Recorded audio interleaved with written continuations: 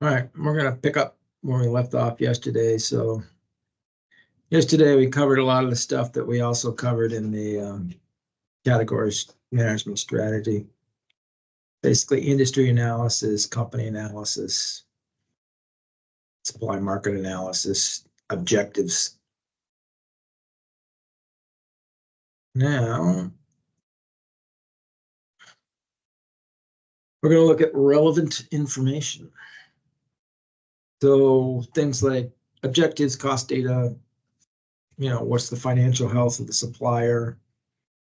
We got any notes from previous negotiations? The other thing too is we negotiate with the same suppliers a lot. So when you're sitting on a desk, there's probably somebody that had the desk before you that's negotiated with that supplier and can give you some information.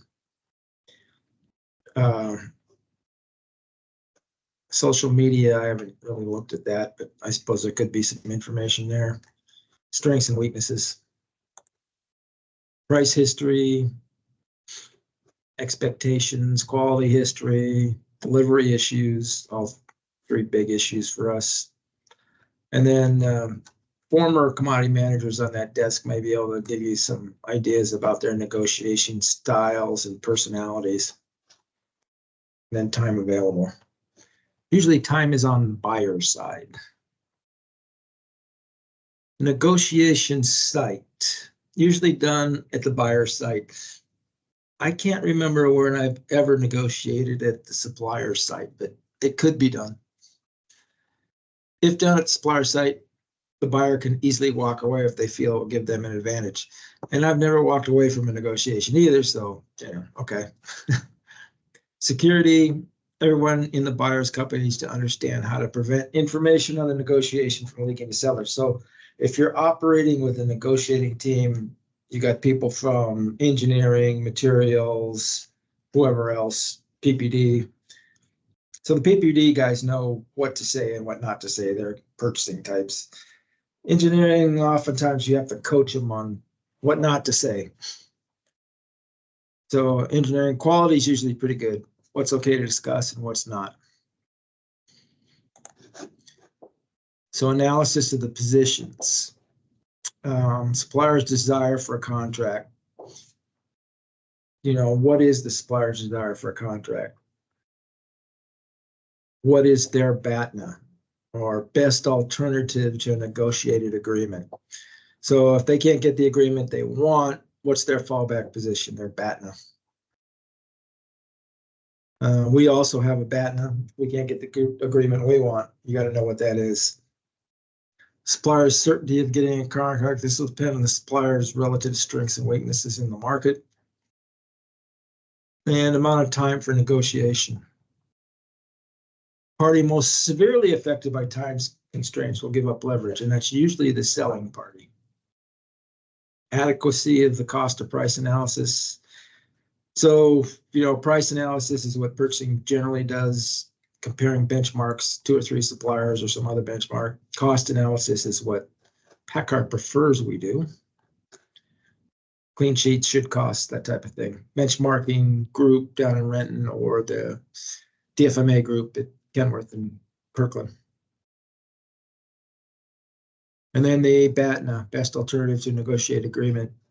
Purchase from other sources, suitable alternatives. Can you produce it in-house? And then the supplier also has a BATNA. So if you're dealing with a sole source supplier, or a supplier with only very limited competition in the industry, a lot of times you can use this as a threat. It's like, well, all right, lift axles, we can produce those ourselves, and if we can't get the agreement we want, we'll just make them in-house. Doesn't have to be true. The supplier just has to believe it could be true. Then we're going to get into something about the zone of possible agreement, or the ZOPA. This is what ISM calls it. It's a negotiation range. We'll cover it in a minute. So to determine the negotiation range, the buyer, you've got an optimistic price, which is a low price. You've got a pessimistic price, which is a high price for the buyer. And then you got a target price, which is somewhere in between the two. Supplier will set the same types of prices, optimistic, pessimistic, and target. Except for they're flipped. So the optimistic price for the seller is a high price and the pessimistic price is a low price. If there's overlap of the pessimistic positions, then there's a positive ZOPA and a likely agreement. And it's like, well, how do you know what the buyer's position is? You can listen during the negotiation. Sometimes they'll let it be known. But also, like I said, a lot of people have dealt with most of these companies over the years, and they kind of know whether the company's going to come in high, low, or what. So here's your decisions point. Here's your BATNA. You got a settlement range, both us and the supplier, and then the negotiation. So here's purchasing. Here's our optimistic price at 350 and our pessimistic price at 850. Target, we want to get it at about 6. Supplier's the same thing, but their pessimistic price is low and their optimistic price is high, and they're at 1050. But you see there's an overlap between their low price and our high price. This is called a positive ZOPA. Zone of, what was it? ZOPA was possible agreement, zone of possible agreement. So this is a positive ZOPA. And in this case, we'll talk about anchoring. Anchoring is whoever throws out the first price. So in this case, there's overlap and there's likely going to be an agreement. I would not anchor in this case. I would let the supplier throw out the first price, because whoever anchors the negotiation, as long as the price is realistic, the negotiation will start from there. So you want to see if the supplier is going to anchor low or high or whatever. So that's the positive ZOPA.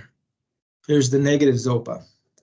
Same price situation, except for our pessimistic price has gone down from 850 to 7, and the supplier's pessimistic price has gone from 7 to 8. So now there's no overlap. We'll go as high as 7, they'll go as low as 8. This is called a negative ZOPA. And in this case, you got nothing to lose. Anchor the negotiation, throw out the first price, because you want the negotiation to start from your side of the fence.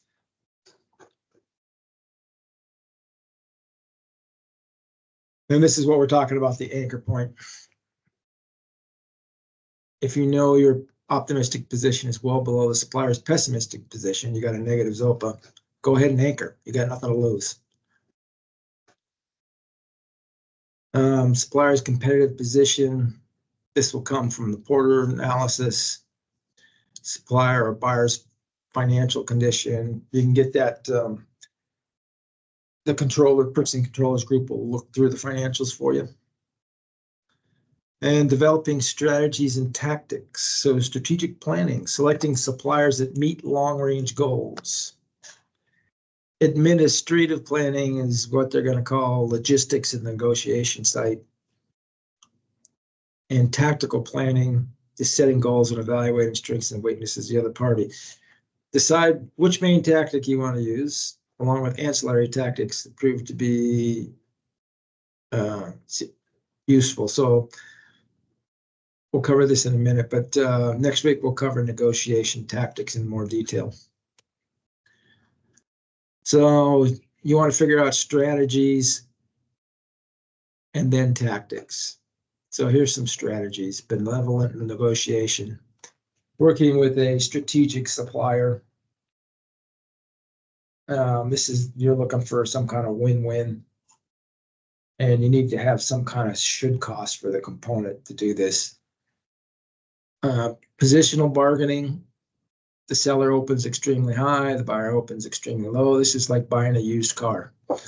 Two parties engage a series of negotiation tactics to try to trick the other side into giving them their position. And then a power negotiation. The buyer has a lot more economic power than the supplier in this case, which is where PACCAR is often. Not in all commodities, but in a lot of commodities.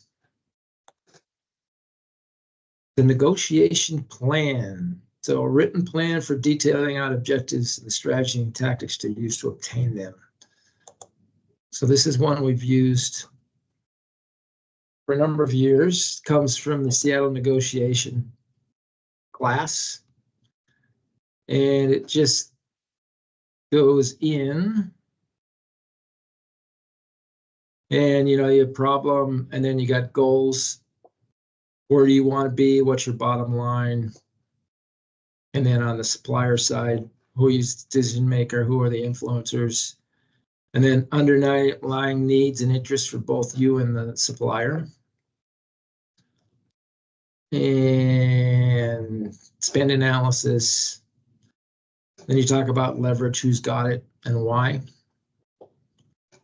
Here's possible ideas on how to open.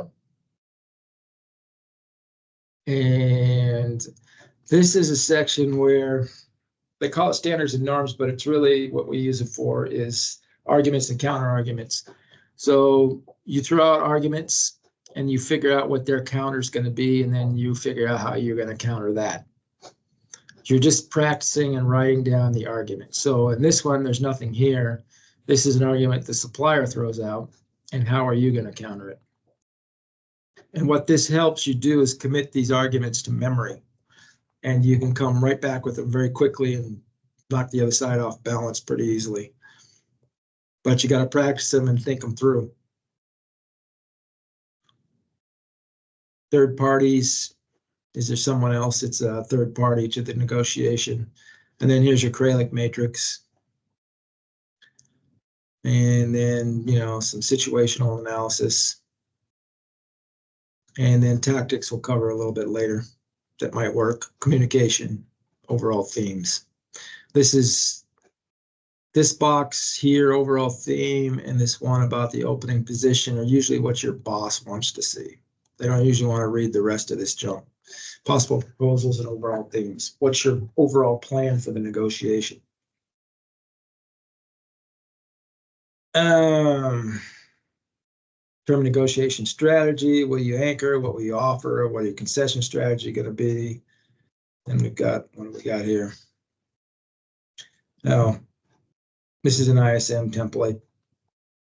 Needs, possible agreements, fair arrangement. You might find that useful. What does the supply market analysis tell you about the market? Is it sole source, very competitive, etc.? Who has leverage? What other things does the supplier want besides money? And they always want something else besides, they always want money first, right? But there's always something else that you may be able to offer them or trade for something you want that the supplier wants. Maybe more business, etc. How well does the supplier's proposal meet your negotiation objectives? And what are your pessimistic and optimistic positions on price, basically? Team selection, if you're going to do a team negotiation, if you got a real complicated product that you're negotiating, then yeah, you might use a team.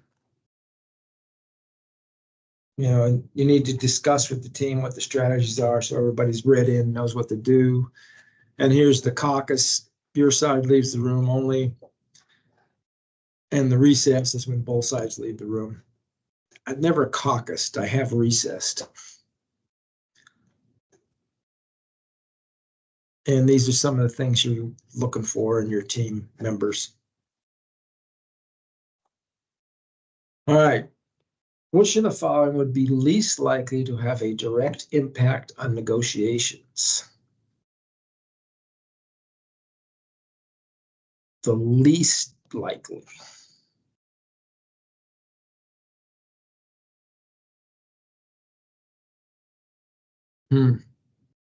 So price history is obviously going to be very likely. And the strengths of both parties. I would throw both of those answers out. So now, to me, suppliers, other customers would matter, but something tells me to ISM it probably wouldn't. Not as much as delivery history anyway. What do you guys think? Anybody else got any opinions? Yeah, I think it's B. Yeah. I think D also. Yeah, it could be D. I'm just knowing ISM though, I'd probably go with this, even though in my mind, this is probably more important than delivery history, but we'll see what these guys talk about. D, no, that's the wrong, that's the wrong question.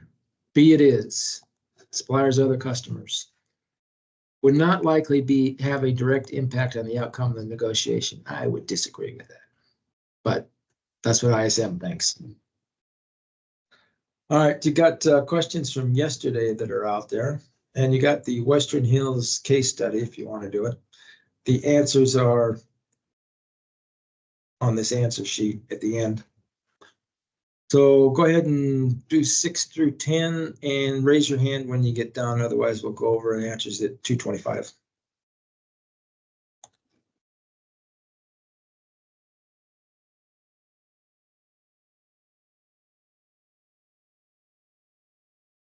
Let's see, 2.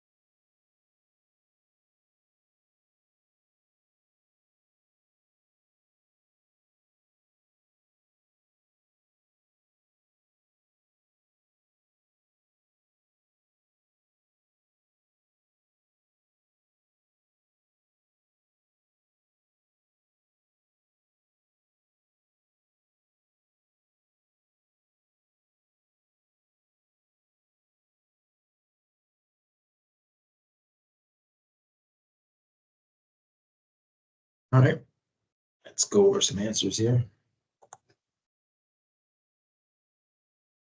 Number 6 is delta. A make-buy analysis, while useful, does not determine whether a seller's price is reasonable in terms of the market. It's usually the first thing you do. Then you decide to go out to buy the part. 7 is alpha. Supplier B's commitment of capital and operating costs for the new facility make using its larger capacity a priority, thus strengthening Company A's negotiating position.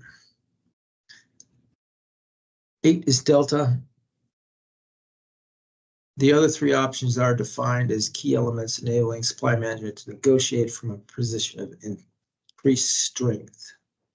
The capabilities of the supplier with whom one is negotiating are certainly important, but do not have much influence. 9 is alpha. Benevolent negotiation is based on trusting that the supplier will give the buyers a fair deal.